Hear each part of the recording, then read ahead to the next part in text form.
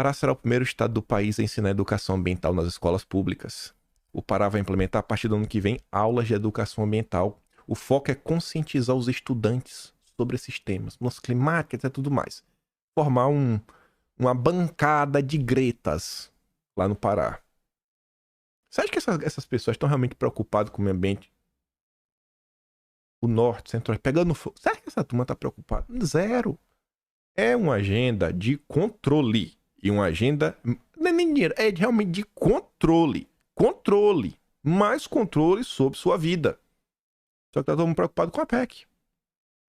A PEC tomou as ações no noticiário. Tem que comentar. Mas, gente, o Brasil não para. Não para. E aqui que começa a ficar um pouquinho mais engraçado. Tava eu leio até as matérias inúteis. Eu leio. E muitas vezes eu pesquiso alguma coisa a mais. E tem uma coisa que eu gosto de fazer, que é pesquisar nomes. Eu sempre pesquiso o nome da mesma forma. Normalmente, tende a dar certo. E eu vou até mostrar pra vocês. Mas eu vi essa nota, ó. Estadão. Empresas mais. Brasil tem tudo para liderar a agenda verde. Diz diretor do CEBDES. Eu nunca ouvi falar do CEBDES, né? CEBDS. Nunca tinha escutado falar desse grupo. O diretor executivo é o Ricardo Mastrotti. E aí ele falou, né, isso, o debate do Prêmio Estadão Empresas Mais.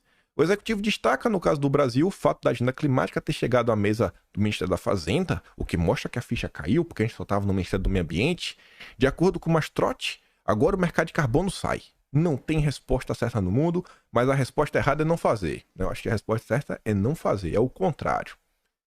Aí eu fiquei assim, né? Eu falei, quem é esse cara, né? Porque não é qualquer orelha seca que vai no evento desse. Não é qualquer orelha seca, eu fiquei pensando, né? Que grupo é esse? O que é CBDS? Aí, normalmente, se eu quero saber se uma pessoa é descarada ou não, normalmente eu vou no Google, e esse aqui tá a pesquisa, né? Eu boto o nome da pessoa, entre aspas, e do lado eu boto Open Society. Eu não achei ele com a Open Society. Talvez se eu continuar pesquisando mais, eu achei pessoas da CBDS interagindo no LinkedIn com pessoas da Open Society. Eu achei isso, comentários mesmo. Uma pessoa falou, gente, fui contratada para trabalhar na Open Society. Aí tava lá a menina da CBDS, parabéns, amiga. Eu falei, ih, rapaz, todo mundo se conhece, hein? Que bacana. Só que aí, eu sempre gosto de botar, e Open Society, que é a turma do Soros. Eu falei, é amigo do Soros ou não é? Só que aí, como vocês podem ver aqui nessa pesquisa, na hora que eu pesquisei, só apareceu 2 resultados. 2 resultados. Interessante. O primeiro é um site Amazônia Online. Não me interessou. Olha o segundo site. O BNDES. Do PAC do Lira. O BNDES do PAC do Lira. Que vai ter o PAC... a linha de crédito verde do Lira. Com juros diferenciados. E tava ali, ó. Como vocês podem ver, agendas. Quando eu cliquei, abri um arquivo do Excel. E tava lá toda a agenda do ano. Eu falei, nossa, o Excel é tão bom porque eu conheço Excel e Excel é um aplicativo, né, que é fácil fazer pesquisas dentro dele. E eu nem me importei mais com o Mastrotti. O Mastrotti aqui só nos ajuda a encontrar essa questão do BNDES, que eu acho que é muito importante. É um banco. Um banco, é um banco. O banco influencia muito em muita coisa. Direcionamento do fluxo de dinheiro, de investimento. Aí eu fui, né, pra ver que história é essa aí de Open Society. Pois não tem. Tem pelo menos 3 agendas. 3. Tem mais de 3 linhas. Mas porque assim, cada funcionário grande do BNDES, ele aparece numa linha. Aí tem uma mesma agenda que tem mais de uma pessoa participando dela. Não é só o Aloysio Mercadante. Mas enfim. A letra tá pequenininha aqui nesse, mas dá pra ver. E olha que engraçado. Em 16 de maio deste ano, 16 de maio, a Natália Dias, que é diretora de Mercado de Capitais e Finanças Sustentáveis. O BNDES do Lula tem finanças sustentáveis. Eu não sei o que é isso.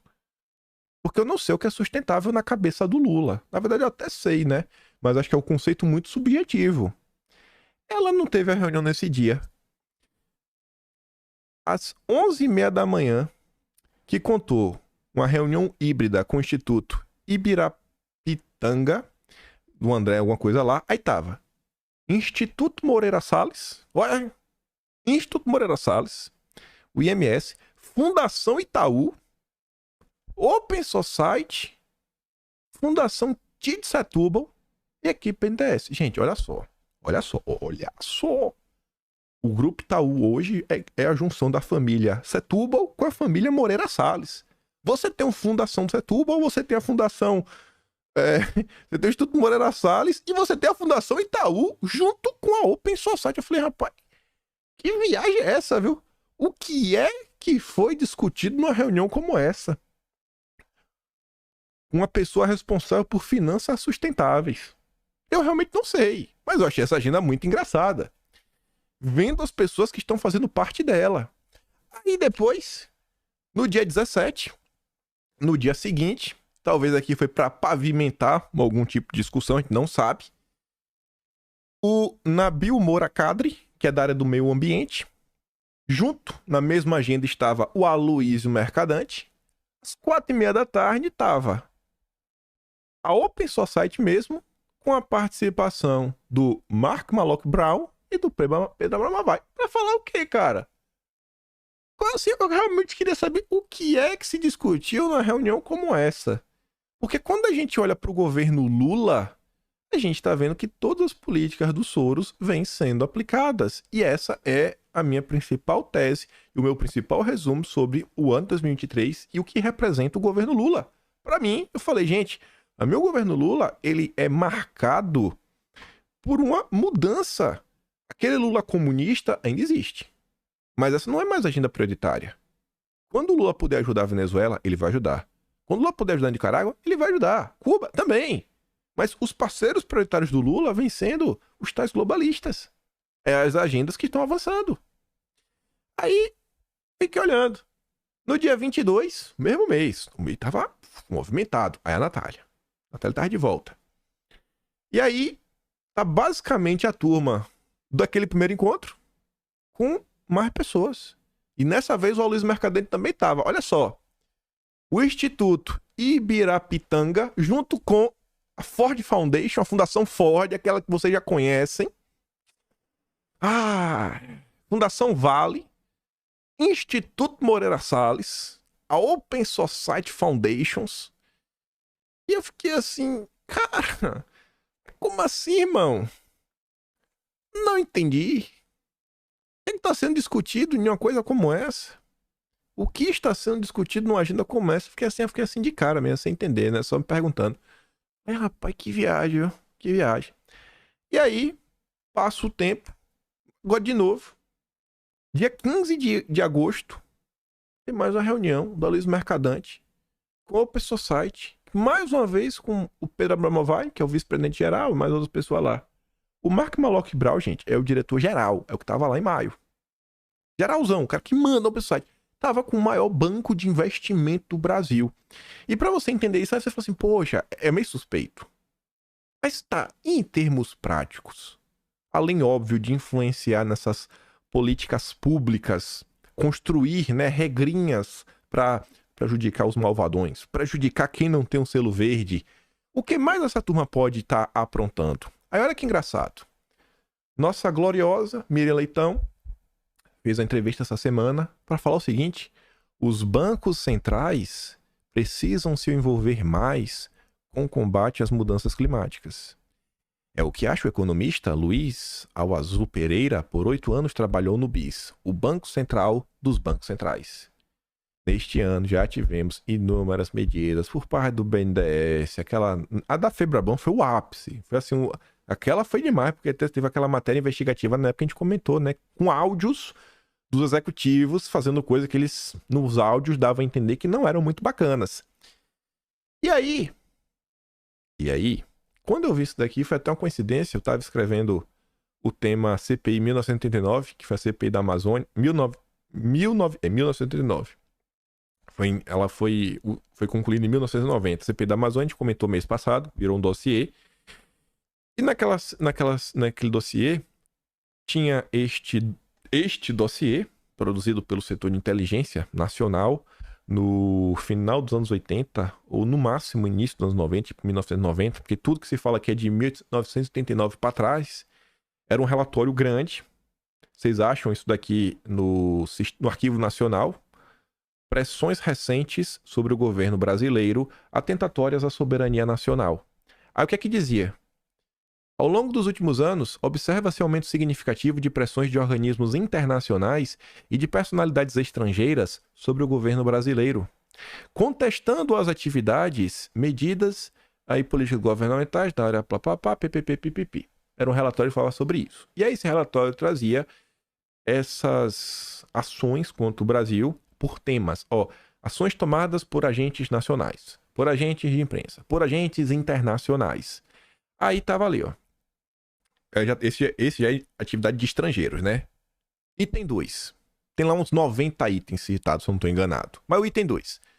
Durante as negociações para empréstimos ao setor elétrico iniciadas em 87 e ainda não concluídas, o Banco Mundial fez várias exigências ao governo brasileiro relativas às áreas nuclear, ambiental, indigenista, e queria que, tem que assinar aqui o Tratado de Não Proliferação. Depois você não entende porque o Brasil não tem, né? Aquele negócio que o NR defendia muito, Bolsonaro também. E a submissão das minutas de relatórios de impacto ambiental à aprovação do banco. Olha há quanto tempo o sistema financeiro já está sendo utilizado para você impedir o crescimento de um país. E onde é que estava a nossa turma do amor? No BNDES.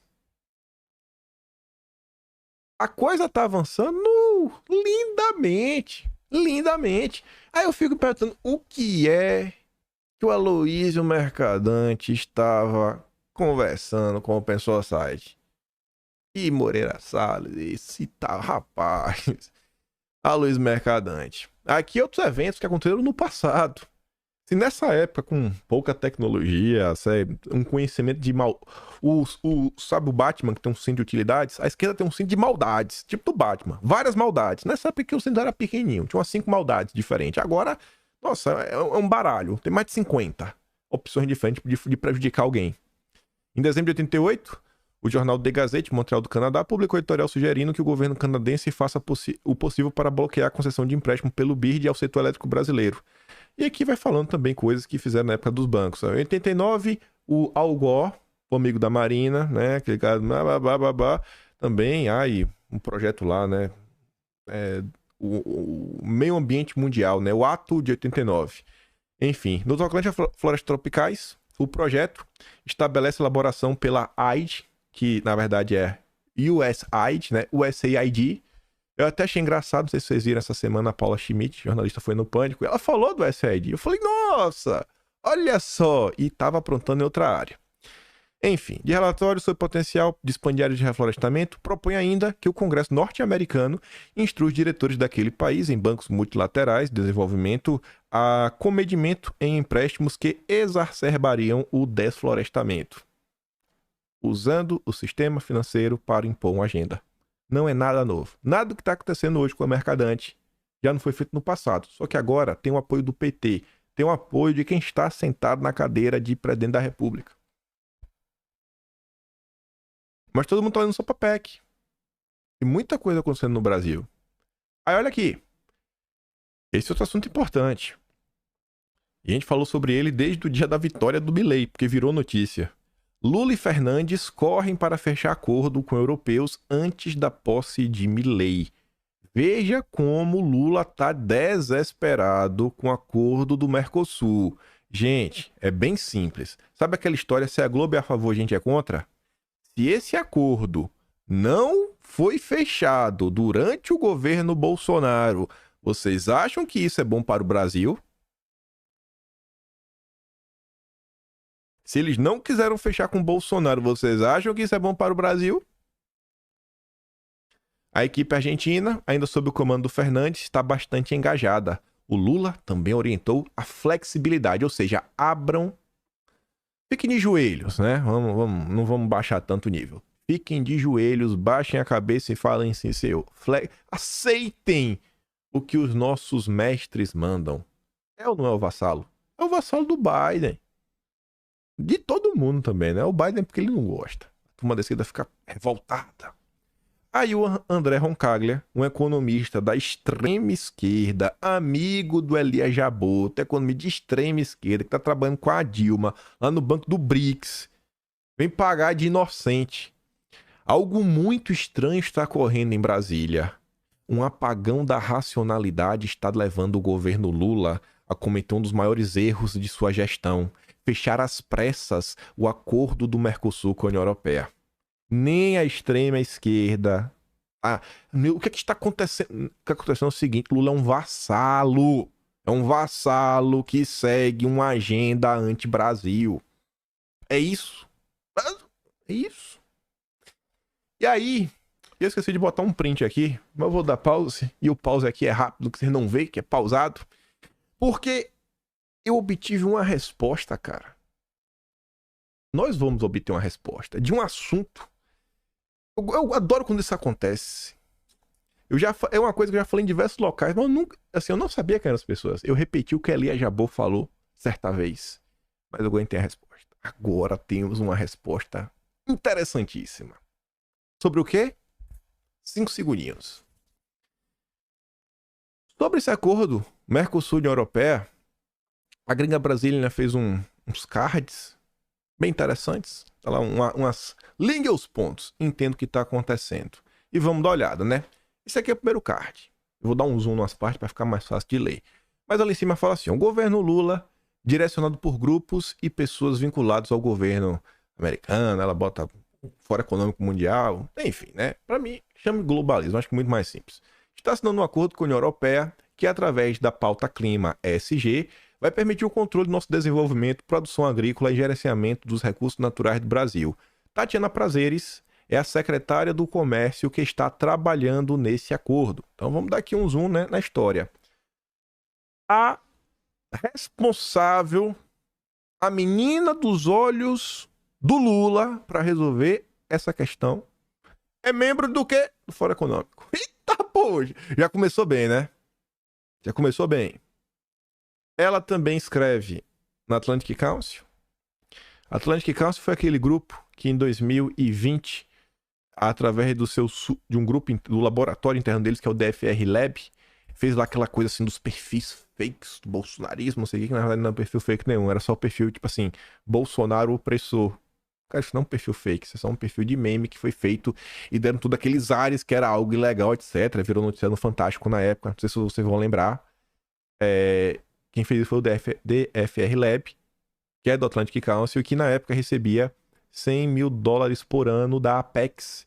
Era uma coisa que, inclusive, quando o governo Bolsonaro começou, a turma ideológica tentou, né, acabar com esses contratos, mas o Santos Cruz não deixou, inclusive começou um desgaste. O Santos Cruz, o general do Moro, amigo do Portinho, pronto, não deixou. Essa é a Atlantic Council. E ela fala ali também, né, que na Atlantic ela escreveu um texto com o comércio, né, com os comuns na América Latina, 4 cenais 2023. Aí tá ali, ó. Tatiana Prazeres é nomeada secretária de Comércio Exterior do Ministério do Alckmin, que é o Ministério do Desenvolvimento da Indústria e Comércio. E aí ali embaixo ela coloca que a Atlantic Council é financiada anualmente pelos Rockefeller. Eu acho que também não ajuda muita coisa, né? Acho que só piora. Mas vamos continuar. Aí ela coloca ali, ó. Expectativa é de concluir o acordo neste ano, disse secretária CNN após reunião em Bruxelas. E ali embaixo dando notícia, ó. Lula disse que é urgente o Mercosul selar o acordo com a União Europeia antes de conversar com os comunas. E isso é engraçado, né? E é o que eu falo pra você. Eu falo, gente, olha só, se Lula é o grande líder comunista, né? Foi de São Paulo, etc. A matéria saiu aqui, ó. França 24. Lula disse que é urgente o Mercosul selar o acordo com a União Europeia antes de conversar com os comunas. Eu não tô falando que é certo conversar com os comunas primeiro. O que eu tô querendo analisar é o seguinte: se o Lula é o grande comunista do Foro de São Paulo, por que ele tá dando prioridade pros europeus do que pros comuna, pra comunada? Você não acha que tem algo errado disso daí, nessa matemática? As agendas que o Lula tá levando na frente? Aí vamos pro segundo card. Esse aqui é interessante. Esse que a gente vai dar pause e vamos obter uma resposta depois de 12 meses.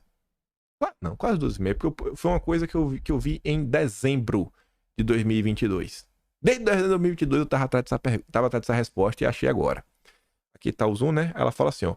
Grupos vinculados aos democratas são que realmente estão ditando a política externa. Aí, os globalistas estão ditando as estratégias do governo Lula 3, né? Aí ela fala assim, ó, a plataforma Cipó, um lobby influente, financiado pela Open Society, do Soros, amigo do Mercadante, e outras fundações estrangeiras, direcionam o governo a assinar esse acordo com a União Europeia. Aí olha que engraçado. Olha que engraçado.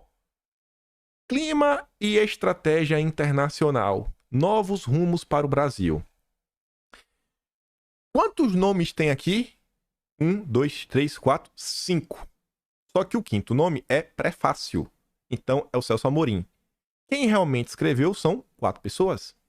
Dessas 4, você tem o Jacques Wagner. Beleza.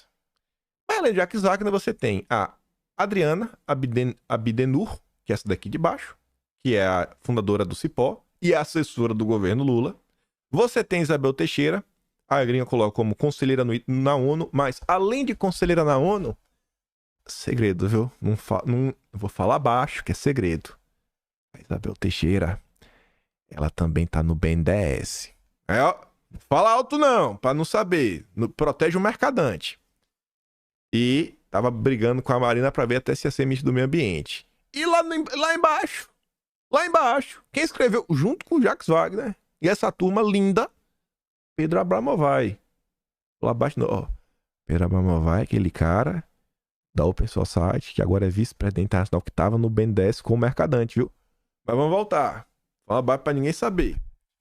Eita. Aí ela fala assim, né? Ela coloca aqui uma nota. 18 de novembro do ano passado. Saiba quem são no SBT, saiba quem são os novos membros anunciados por Lula para os GTs, né? Os grupos de transição. GT de Relações Exteriores. Além do Celso Amorim, que tá aqui embaixo. O Pedro Abramovay. O Pedro Abramovay, atualmente vice-presidente internacional da Open Society, estava na transição do governo Lula. Vai vendo. Aí ela coloca aqui, ó. Ontem realizamos uma confraternização de lançamento do projeto Clima e Estratégia Internacional, desenvolvido sob liderança da Cipó. Eu não vou ler esse tweet aqui ainda. Não, esse aqui é a finaleira, calma, você não entendeu por quê. Essa daqui é a Adriana Abdenur. Aqui embaixo tem uma chamada Mayara Folli, que é cofundadora da Cipó. Aí ela mostra aqui, ó, o Cipó tem como financiador o Site, né, o Tazong e etc, tudo mais. E aí, essa Mayara Folli, que é essa daqui, deixa eu ver. Tá aqui do lado, né? Ela tá em 2 fotos. Essa daqui é a Mayara Folli. Assim, ó, ela escreveu um texto recentemente. Novo governo Lula, perspectivas para a política externa brasileira e as relações com a União Europeia, que é a Fundação para Estudos Progressistas Europeus, né? A esquerdalha europeia. O documento conclui com recomendação para fortalecer uma cooperação mutuamente benéfica entre Brasil e a União Europeia. Aí tá aqui, ó. Marília Clós, Mayara Folli, né? Que é da plataforma Cipó. Aí olha que engraçado. 20 de março deste ano. Entre os dias 8 e 9 de março, a diretora executiva da Cipó esteve em Bruxelas, em reuniões com atores europeus. Para falar do quê? Com atores europeus, a Cipó. Cooperação entre Mercosul e a União Europeia. Será que falou do acordo? Não sei. 18 de julho deste ano. A diretora executiva da Cipó, Mayara Folli, entregou ao Lula, em Bruxelas, um exemplar do Policy Brief, novo governo Lula, né? Relações com a União Europeia, que é exatamente aqui, ó. Exatamente aqui. Esse texto aqui. Fortalecer, né? E avançar com o acordo União Europeia-Mercosul. E aí vamos voltar pro tweet que eu não queria ler ainda, que esse é o melhor de todos. 18 de novembro de 2022. Período lá da COP, né? Período da COP. O documento Clima e Estratégia Internacional, esse documento, escrito por 4 pessoas, foi um dos insumos utilizados para a construção do discurso do Lula na COP. Eu tenho memória boa. Na hora que eu li isso, eu falei... poxa. 1, 2, 3, 4. Esse material serviu de insumo pro Lula.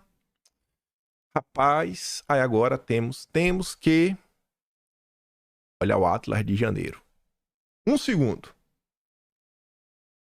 Pra você não passou nenhum segundo, pra mim passou 3 minutos. Atlas de janeiro. Tá na hora de obtermos respostas. Hora das respostas.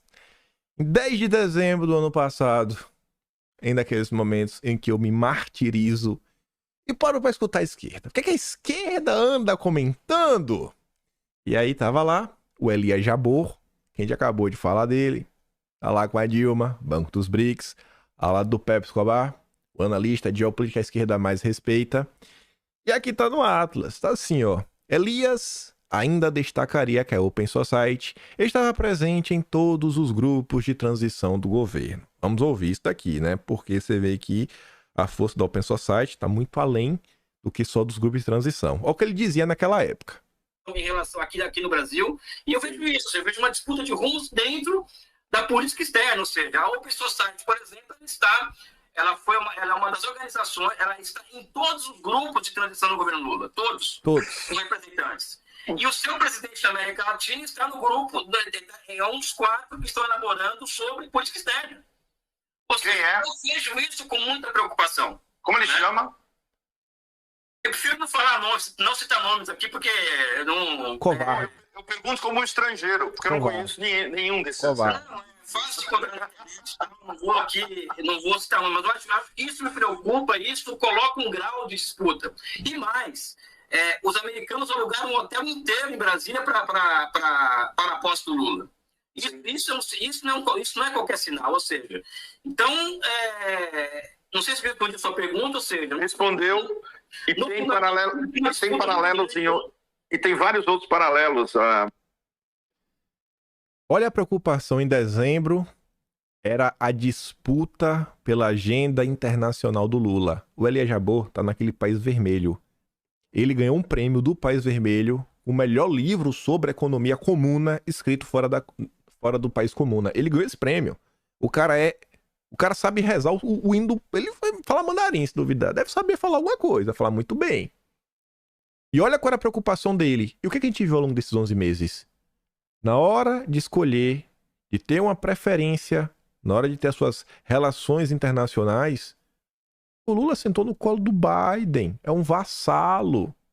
Mas a gente ia falar do discurso do Lula da COP, né?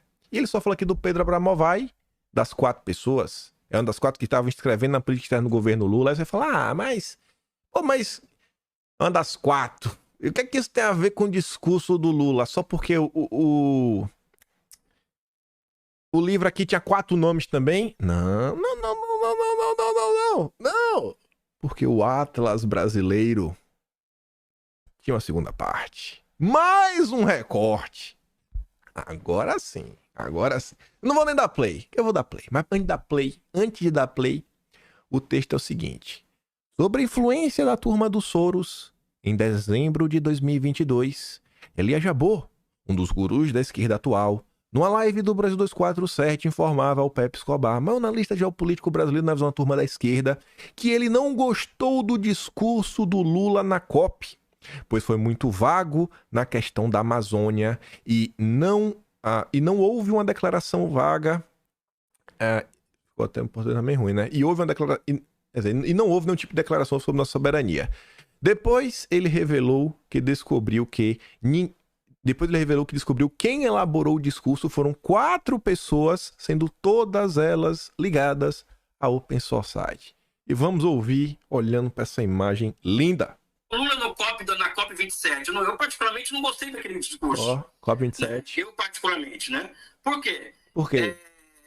Fica um discurso muito vago sobre a Amazônia, a questão ambiental, ou seja, não existe uma afirmação muito clara da nossa soberania Vassalo. sobre a Amazônia. E Vassalo. depois nós descobrimos aqui no Brasil que quem elaborou aquele discurso, de 4 pessoas, 4 são ligadas ao Open Society. Ou seja, vai haver uma disputa dentro do governo Lula, na minha opinião, em torno das relações exteriores. Vai haver uma disputa no governo Lula em torno das relações exteriores. Não tem disputa nenhuma. A Open Society tá nadando de braçada. Assim, gente. Ó, a própria menina falando, né, que esse livro aqui foi um dos insumos. Foi o material utilizado para fazer o discurso. O Pedro Abramovay tava lá. Pro Elia Jabbour não querer nem citar o Pedro Abramovay. Assim, pode não ser o Jacques Wagner a quarta pessoa, mas... Veio daqui. Veio daqui. Aqui, ó. O coração da besta tá aqui dentro. Eu acho que você tira o Jacques Wagner e coloca o Celso Amorim. Com certeza o Celso Amorim dá um pitaquinho do que tá acontecendo. E pra você ver, né, com quem o Celso Amorim tá andando. A esquerda petista. Mas calma que não para aí. Tem o último card. O último card que é esse daqui. Aí ela... mostra lá que a Tatiana, que é do Fórum Econômico, Ministério do Alckmin, trabalhando pelo acordo Mercosul-União Europeia, falou lá, né, olha, comércio e alinhamento Estados Unidos versus os comunas, né, isso com a América Latina. E aí então disse ali, ó, acordos comerciais, obras e dinheiro, como Lula tentou convencer o Uruguai a desistir de acordo com os comunas. É que eu não tô julgando se Lula fez certo ou fez errado. O que eu quero te questionar é o seguinte: se Lula é o grande líder do Partido Comunista Internacional, sabe, o filho do Marx, por que ele quis impedir o Uruguai de fechar um acordo com os comunas? Porque o Lula é o vassalo do Biden. Um vassalo, esse cara é um vassalo da agenda globalista. Não é que ele não goste dos comuns, mas ele é um vassalo. O que mais precisa acontecer para entender onde está a maldade desse governo? Aqui a Gringa Brasileira coloca lá a opinião dela sobre o que estaria acontecendo na visão dela. Tem realmente uma batalha geopolítica acontecendo. No final fala o seguinte, ó. E por mais que os marqueteiros do Partido Democrata que aqui operam, é como ela fala da turma da esquerda, tentem vender a imagem que esse governo é soberano, e por mais que Lula vocifere contra o império americano na mídia, o que realmente importa não é o que é dito em discursos muito bem planejados por espertos marqueteiros, mas são as ações desse governo Lula que apontam quem realmente está no comando dessa colônia, e infelizmente não é o Brasil. Enquanto a gente ficar preso ao discurso, sem olhar as ações concretas, a gente vai tomar 1-0. E a gente tá perdendo, bicho. Estamos perdendo todas. Tinha mais coisas, que é o que o Lula tá aprontando. Coisas que aconteceram, ações que foram tomadas, inclusive no âmbito tributário, que é conectar com o que o Lira falou e que o outra carinha também falou ao longo do texto, né? Mas a gente comenta mesmo, que já tá com 1h08 de vídeo, né? Já tá longo demais. Eu creio que ia dar mais 1 hora e quebradinho também, 59 minutos, mas é isso. Fim do vídeo. Eu só queria uma coisa na tua cabeça, reflita. Tudo que tá acontecendo. Não precisa abandonar nenhuma agenda, mas até agora, pessoal, desde janeiro deste ano, nenhuma dessas ações em prol de uma agenda globalista, que a direita sempre falou que é ruim, até agora nenhuma ação realmente concreta, sabe, bem feita, por parte dos nossos parlamentares foi tomada. Em relação a esses temas, os parlamentares de direita estão de braços cruzados. Não é questão de braços cruzados, eles estão sempre trabalhando. Mas assim, eu acho que isso aqui também tinha que ter um certo coisa, porque está avançando e está avançando rápido. E uma vez que essas coisas passem, uma vez que essas coisas sejam implementadas, a sua vida vai ficar pior. Eu sei que já está ruim, mas vai piorar ainda mais. E eu me preocupo com isso. Por isso que eu continuarei insistindo nessas questões. Não tem como. A gente fala, você viu, a gente fala da Globo, a gente fala da PEC, mas a gente também fala de outros assuntos que passam desapercebidos da maior parte da população brasileira.